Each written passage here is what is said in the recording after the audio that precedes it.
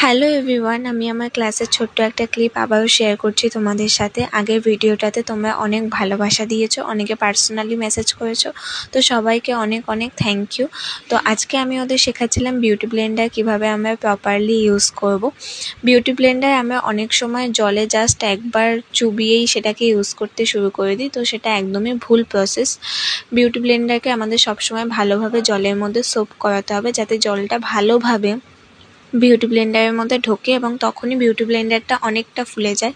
এরপর beauty Blender থেকে নিংড়ে ভালোভাবে হাত দিয়ে চিপে চিপে জলটা বার করে নেব। তারপরেও যদি মনে হয় যে বিউটি ব্লেন্ডারের মধ্যে জল আছে, তখন আমরা কোনো টিস্যু বা কটন কাপড় বা সুতির কাপড় আমরা ইউজ করতে পারি। তো তারপর সেটার মধ্যে একবার সোপ করিয়ে নিলে কিন্তু বিউটি ব্লেন্ডারের মধ্যে আর একটা ফোঁটাও জল থাকবে না। সেটাই আমি আমার স্টুডেন্টদেরকে এখানে বোঝাচ্ছিলাম।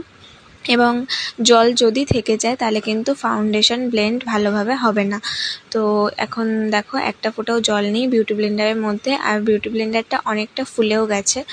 এরপর আমি আমার স্টুডেন্টদেরকে করতে দিয়েছিলাম যে ওরা কি শিখলো সেটাই দেখার জন্য।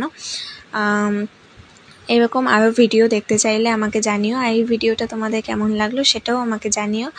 আর এরকম আরও মানে ভালোভাবে পুরো কোর্সটা শিখতে চাইলে আমার ক্লাসে জয়েন করো। বাই।